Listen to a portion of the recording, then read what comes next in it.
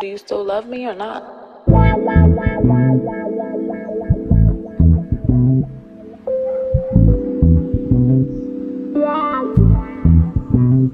I need 7 outside. Hi, welcome back to Frankly Loverly. It's day 11. This video is a little late, but I wanted to get it up before evening at least. Anyway, I wanted to do my book nook, and I told you it's coming back. If you hear some noise, sorry, there's a pumping situation happening. I thought it'd be great to start with a book that I've already read, but I did read it. It's probably been 3 years now, and it's this one. I'll show you a picture of it from my journaling Instagram. So it's The Man in My Basement by Walter Moseley. Now, if any of you have known Walter Moseley, my sister put me on to him. My older sister put me on to him because she really enjoys his Easy Rawlins series, and it's like a series of, I think, crime thriller books. So I wanted to do this book because one, I already read it and I've been wanting to talk about it, but I just never did a book nook back then. But it spurred me because I saw recently, like last week, I think, that there's a movie out on Hulu for it with Corey Hawkins and William Dafoe. So I'm like, gotta see it. First of all, I don't know if you've ever seen my book nooks. If you don't know, sometimes I give spoilers. Maybe not the exact ending, but I pretty much tell what happens throughout the book because go watch my other book nooks. I'm gonna make a special playlist open with my book nooks. I'm gonna unlist them and put them in a playlist. You can watch the other book nooks so you can get the idea of how I do book reviews here. Let's get into it. First off, the main character was so annoying. Mr. Blakely. What's his name? Blakely? I have to go see my notes. His name is Charles Blakey. And he's a mess. But I really appreciate when, I think like a lot of people, when the main character is a little hateable, you know what I mean? Because writing doesn't mean that you are writing a perfect world. Now, unless that's your storyline where they live in a dystopian fantasy where everything's absolutely perfect in everyone's eyes, which is impossible because everyone has their different versions of perfect. But I think that writing fiction, it can go anywhere, and that means that even the character can be the main character, the protagonist, somebody you hate. Protagonist doesn't mean good and likable. Protagonist just means the person pushing the narrative forward, and then the antagonist, the person's coming up against them. So in this book, the antagonist and the protagonist is honestly the same man because Charles don't know how to get out his own way. He is full of bitterness, and he's been full of bitterness since he was a child. I'm gonna read you the first quote. Like, you could look at it like, oh man, Charles is used to being abused, but honestly, I felt like it delved into Charles' character, showing like how much of a little shit he's been his whole life. And I can't give you page numbers because I didn't write them down. Usually, I can't remember if I give page numbers, but okay. So it says, my Uncle Brent used to say that my mouth was my biggest problem. Boy, he'd say while sitting in the reclining chair in the den, if you could just learn to be quiet for a minute, you might hear something worthwhile. He ain't want to hear that, right? No kid does. My mother said I was supposed to love Uncle Brent, but he was hard on children. Brent came to live with us after he had what my mother called a case of nerves. So that also brought up another topic because I was thinking about the time period of this one, and I can't remember what the time period was, but in my head, it's like the 90s or the early 2000s, because no one had a cell phone, and I didn't realize it till the end of the book because, like, from what I remember, simply because it was like, he was waiting for people to call his house, and everybody was calling his house. So in my head, it was the 90s. So I didn't realize it till the end of the book because I grew up in the 90s, so it all just sounded very normal. Let me look up. So the book was written in 2004. Just the way it was written, it just sounded like that time period. It sounded like a time period I'm familiar with. So then led me to think that his Uncle Brent, if he's a grown man, he's supposed to be like 30 something, I believe, if I remember correctly. So if Charles Blakey is a grown man in this movie and he's remembering his uncle came to live with them after a case of the nerve, he must have been a child in the 90s slash 80s. And because of that, it leads me to believe that the uncle was in Vietnam.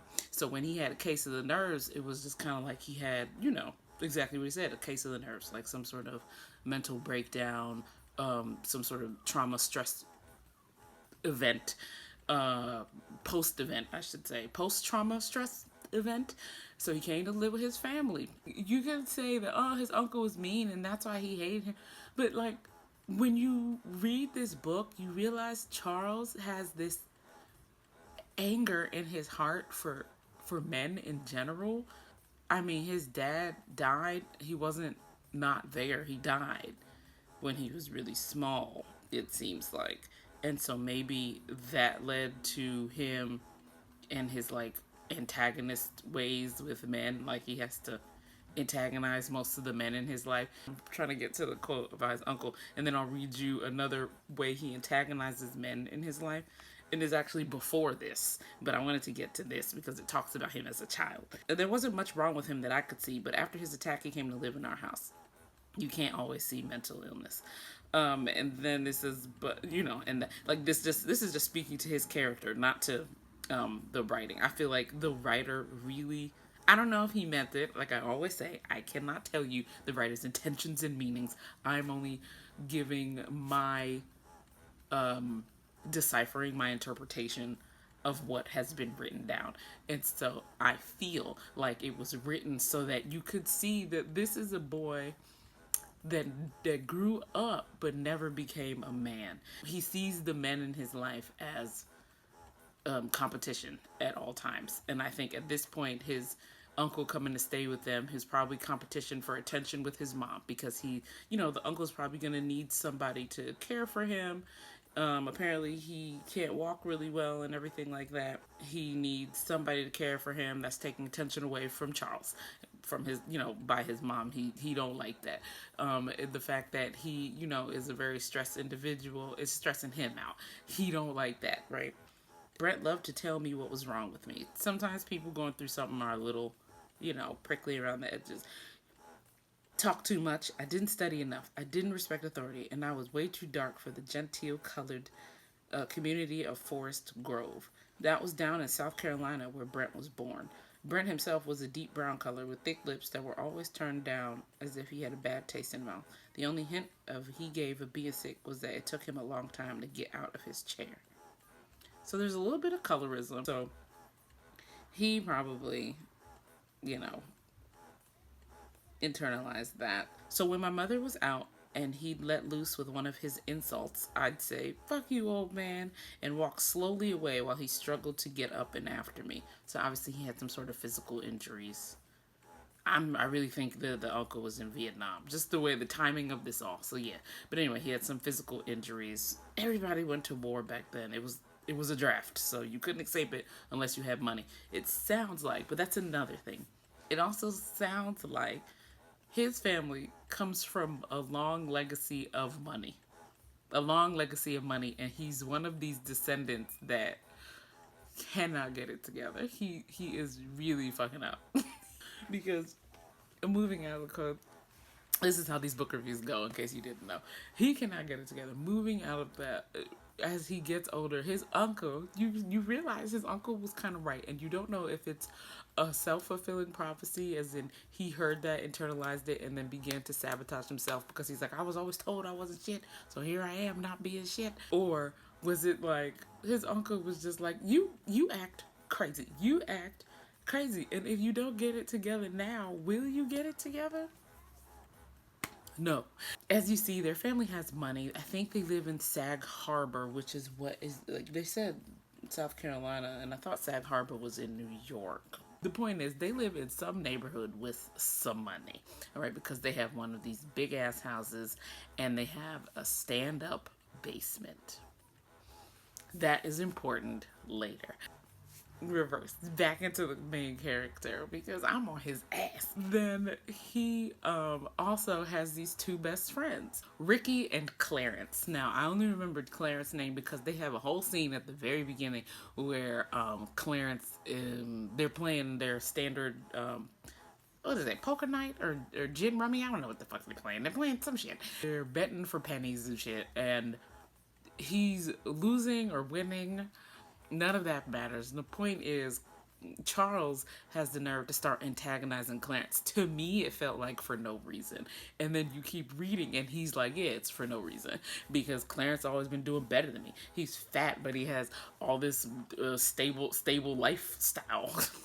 He's crazy. He's like, he don't antagonize Ricky, right? But I don't remember what the fuck Ricky's deal was. And I don't think Ricky was doing any worse or better than him. But he like always on Clarence's ass. And maybe it's because Clarence didn't look the part. You find out much later, Charles is very superficial. And so I feel like it's because Clarence was fat. And you know, he thought, why should he have girlfriends and be married? Why should he have a good job? Why is he so well read? You know what I mean? He's always talking about he says that let me get you the quote I wrote down. Clarence and I had these fights for more than 25 years. I could still get to him. I regretted it every time, but all Clarence had to do was be himself, and he made me mad. He'd always done better than I had. And then he goes on to talk about it. And then I did some things better than Clarence. I was good at sports, but he wouldn't compete with me there. He said I was better than him, but I couldn't get a scholarship or anything. And he was right. Like my Uncle Brent was always happy to say, he could win the race, but he can't beat the clock. So I tortured Clarence now and then, angry at him for proving my inadequacies. Into it. And then it goes on to, there were certain benefits to an early evening. The first thing was that there was more than the first thing is that there were more than half the fifth of whiskey left over. I loved to drink, loved it, but I didn't abuse alcohol. I never drank before the sun went down and never drove while under the influence. And I feel like the author put that in there because much later in the book, he, I believe, ends up driving drunk and whatever.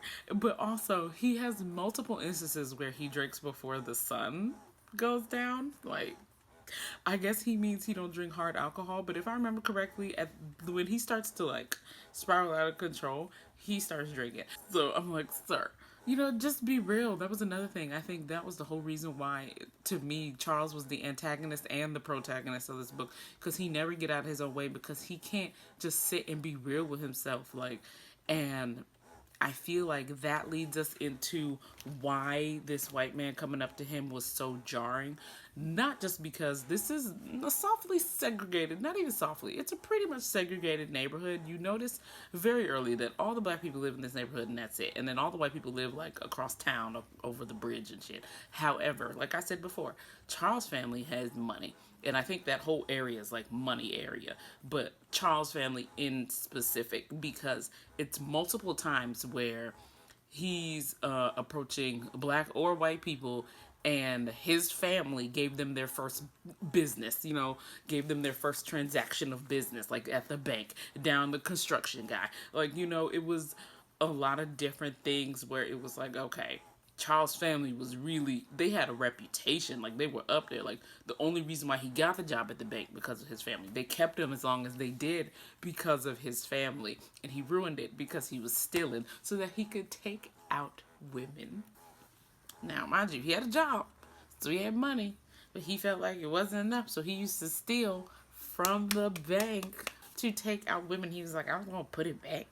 And I'm like, a lunatic. Charles is a lunatic. That was my first impression when I read this book. I was like, this man is insane. I think that all of that has to do with why he has to confront a lot of inner demons when he meets this white man. Now, the white man approaches him. We're going to skip right into it. I'm going to do more of a summary. I'm not going to do any more quotes because as I was thinking about the quotes and like when I was looking through them, I was like, I feel like it's too much of a spoiler. Last time I did like a thriller kind of book, I didn't want to spoil it too much. So I think I'm going to keep that same notion because it will kind of ruin it. And I'm sorry. If you came here for spoilers, I'm sorry. I don't know. talk to me after. I will talk around it because basically, as you know, this part's not a spoiler because, as you know, at some point the white man gets in his basement. All right, so that's, you know, otherwise it wouldn't be called The Man in My Basement. So the white man comes up to him. He comes up to us out of the blue, and he's like, "Who are you?" And he's like, "I'm." Whatever his name was, Atticus Finch, I don't know what his name was. He's like, "I'm here because I heard you had a stand-up basement." And he was like, "So?" And then he was just like, "Well, I want to, you know, use it and I want to rent it from you." And he's like, "I ain't renting shit to you, white boy. Get the fuck out of here." He leaves, basically a little cocky. The white guy's like, "I have enough money to make anybody do anything." And that's kind of the reason why he's in the basement, really. I'll say this because I don't think it ruins anything, but they go into it. Like, they have all these instances where they're going back and forth in the basement, and that's when I feel like Charles starts to reflect on how he kind of antagonizes the people. It's not this time because I said I didn't have storage, so hopefully I'm getting so tired of repeating the same thing. Basically, the white guy gets in the basement, and I feel like he's selfish for doing it because he has a black guy keeping him in prison. Basically, this is a segregated town. And yeah, Charles already is known kind of be the fuck up of the family, and now they're gonna see he has a white guy trapped in his basement. This looks crazy. Charles knows that, right? So that's why he was really hesitant. But then, as usual, the white guy, he has been living his life a certain way, you can tell. And that certain way is he'll do whatever he wants because he's supposed to, and he has the money to do so. So he flashes money at Charles. He takes advantage of the fact that Charles took a mortgage out on that family house. And when I say family house, I mean family house, like generations deep, and it's paid for. That's why he was able to get a substantial mortgage out on that house. However, he was living life with that money instead of getting a job. He is now owing the bank and he has no money. And so the guy flashes a good amount of money. He's like, "I'll give you the other half and your house will be paid off." And he's just like, okay. Another thing, Charles has no respect for his family. Like, he has no self-respect. He has no respect for his family. He has no respect for anyone. And I think it's the same with the white guy. They're mirror images. It's like a funhouse mirror version. This is what it would be if Charles was even more extreme than he is right now. Because I feel like the white guy has no respect for this man's safety and like his life. Like, anything could happen if somebody found out what was going on here. And it goes to it when, this part is a little bit of a spoiler, when the guy's like, you know, "When this is done, I have some letters that I want you to mail for me." And it tells people, you know, all the things I needed to say. And I'm like, what? I ain't mailing no motherfucking letters. Are you crazy? I'm not mailing no damn letters. So that people come asking questions. What are you talking about? They're both insane. And I think they keep meeting, you know, they have to because he's in his basement. They keep meeting, and basically Charles is trying to get answers out of him. And the white guy talks in a lot of circles. And then he answers him, but he doesn't answer him. You know what I mean? And they get into it about like how people are supposed to act and what you're supposed to do in life. And I feel like all of these conversations started hitting Charles where it's like, I'm not acting right. You know what I mean? I'm not living my life the way I need to be living my life. It's affecting him in a subconscious way and in a very conscious way because he's uncomfortable. He's completely uncomfortable the whole time. Part of him feels like he's in control until he like feels like he's not really in control. You know what I mean? And like even the white guy who's like, "You're going to be my jail warden and everything." He's in control to an extent because he can't get out or anything like that, but it's just the notion of the whole aspect where it's like, you're the reason why this started. You know what I mean? So in essence, you kind of have the control. Like, it's not like Charles can kill you down here. Well, he kind of can, but, and I mean, I don't want to spoil anything, but I'm going to spoil something right here. Like, he doesn't kill him, but he dies. The white guy dies, and Charles buries his ass and buries those stupid ass letters with him. And goes about his business. Which I was like, that's the right thing to do because there's nothing else to be done here. But anyway, so Charles is like insane. He's got a couple storylines. He's got a storyline with this guy. He's got a storyline where he's hitting on the historian because while he's cleaning out the basement, this goes back to his family's legacy, how he not doing right by himself, by his family, nothing. He wants to basically sell or throw away everything in that basement because he's like, it's all junk. And I'm like, he hits up some historian lady because he thinks she's cute, and she's like, do not sell this stuff. Do stop what you're doing. I will come in here and I will catalog, and there is real legacy, real historically relevant pieces down here. Don't you dare. So they have it all up in the living room for a while, and he's trying to get that together. He starts trying to hit on the girl, but she's got her life together, and she's like, no thanks, we're trying to do business. So that's going on, and I just feel like the entire movie is him battling with himself, because then also he gets involved with like basically an ex-fling. It's not really a girlfriend, I don't think. It's like an ex-fling, and she is head over heels for the man, and he's kind of just using her because he's lonely. And he finally is like, all right, maybe I shouldn't do that no more. Like, you know what I mean? He's kind of fucked up. This notebook that I used as a reading diary, and I want to see if I really wrote anything. Oh, I only wrote first impressions and ending impressions. I'll read them to you. The first impressions, I said, what a strange and yet satisfying book. Lots of convoluted talk, all to come to the same nothingness. So what I meant by that was I was really referencing his conversations with the white guy while he has him in this little basement cage. Like, the way they were going back and forth about, like, just things. I was just like, you guys, neither one of them, I feel like it spoke to both of their characters. They were saying a lot of philosophical things. Like I said earlier, the white guy liked to talk in circles. Like, Charles will ask him a question, and the white guy's like, well, it was just, they were doing that a lot. Like, every time they met, they did that. There was a couple times where you get, like, a real conversation out of the both of them, where they really actually start to talk about themselves. But up until, like, basically, like, they're just going back and forth. And it sounded like they were both just talking to themselves, if that makes sense. Like, both of them just talking to themselves. Because they're both so absorbed in themselves. They're having a conversation, but they're not. You know what I mean? Like, Charles is down there pretending he needs answers about what this man has done and all this stuff. But at the end of the day, I'm like, look, you let him in your basement. Honestly, I don't see what the talking is about. You just do what he said. You go there, you treat him like a little jail person. Treat him terribly. Like, that man wanted to be dogged in that basement. So I'm like, do what he says, get your money, and call it a day. Like, for him to keep having these conversations with him, I was like, why? And again, it made me think about that much later. I was like, maybe he was drawn to having conversations with him because, like I said, he could see this funhouse mirror version of himself. Like, this man that's supposedly supposed to, like, have everything but can't get out of his own way, can't get out of his own head. You know what I mean? He's done terrible things. He's done people wrong.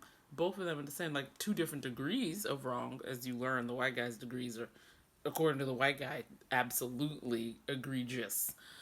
So, but I'm thinking that's why they kept talking, like, why he kept talking to him or whatever. Anyway, then my ending impressions. Very internal story. Kind of frustrating how in his mind we were. And by his, I mean Charles. In his mind we were. But also, it was super interesting to be in a character's fucked up head. So yeah, like, we spend a lot of time inside Charles' brain. Like, we are his conscious, his psyche, his everything. So I'm wondering, honestly, how Hulu, and I just realized it's not a series, it's a film. It's going to be a movie. But I'm wondering how they're going to play this out in a film. I feel like shoving it all into a movie, I want to know how they're going to do that. I think obviously they're going to have to, like, shave off some of the side stories, but we do need some of those side stories so that we can see kind of how fucked up Charles is. Like, you really have to understand. That's why we're so in his head. Like, as I looked again, like, that was my ending impression directly after I read the book. So maybe, like, it said, like, a month. It was like a month after I read that book. That was my ending impression. But, like, now it's been years since I read that book, and I just feel like we were inside his head for a reason. It was frustrating because Charles is a frustrating man.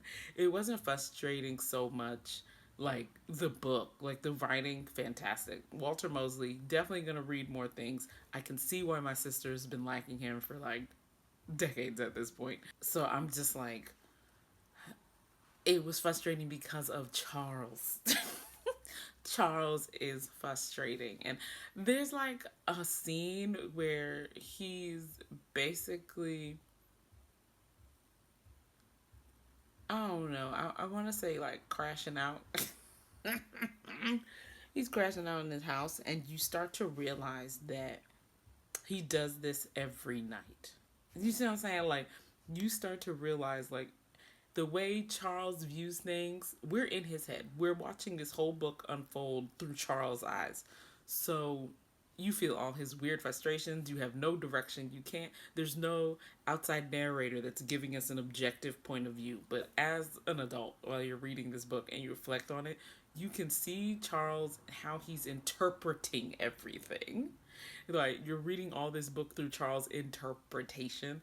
And you can see, like I said earlier, how selfish he is, how much he won't get out of his own way, how he refuses to see his likeness in this white guy, and why, like, honestly, it's probably jarring to him because he's like, this could be me in 30 years if I don't start acting right. I could be somewhere at someone's house begging a stranger to, you know what I'm saying, have penance on me. The white guy has alienated almost everyone in his life. That's why he's able to disappear this long. Because first of all, he's like, ain't nobody come looking for you. And he's like, nah. In my lifestyle, there's nobody that's going to be looking for me, essentially. I don't remember how he says it. But, like, you know what I'm saying? Like, the fact that any of us go missing, for the most part, I would hope, if any of us went missing for a day, someone's going to come looking for you. The fact that he was gone for months. Nobody knew where he was. Nobody was looking for where he was at. It's like, what kind of life are you living? I think I should leave you with one more quote, though, because I feel like since I cut out most of the quotes because I feel like it would eat away at the suspense of the book. I've given you the backstory of the book, though, and a little conversation around the book. But let me leave you with a quote, maybe from later in the book. This is one of the conversations. I'm going to leave you with this, right? We're going to keep this real so that you can really get into the thriller. I'm going to leave you with this because it was the most creepy conversation to me. But it alludes to what I was saying earlier, where the white guy is still pretty much in control, or at least he thinks he is. Kind of like Charles also thinks he's in control. It's a whole power thing. It was weird. Are you ready to answer my questions? That's Charles. Don't you mean, am I ready to go home? That's white guy. Not before you answer my questions. I thought there were tears in his eyes, but I wasn't certain. Why do you want to be down here in this cage? I asked. Don't you see? Haven't you been listening to me? He said. With a word from me, your life could end. Maybe just with a gesture. A sentence could level a city block or blow a jetliner out of the sky. A dream could destroy Philadelphia. A disagreement could throw Western Africa into famine for 5 years. You see it every day on TV, but no one listens. People like me move around, but no one knows our names. Maybe you're hiding down here, I suggested. I'm not afraid to die, Charles. I've truly walked through the valley of death. If you aren't hiding, then are you afraid of what you might do? There's nothing I can do. Nothing. I don't understand. If you feel like you don't make a difference, then why torture yourself?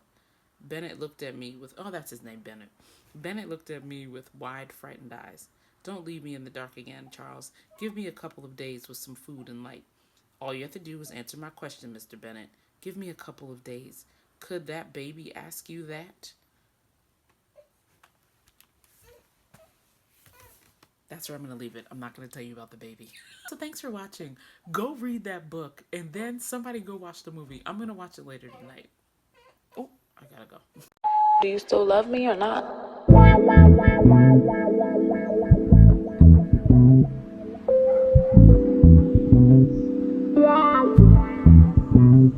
I need 7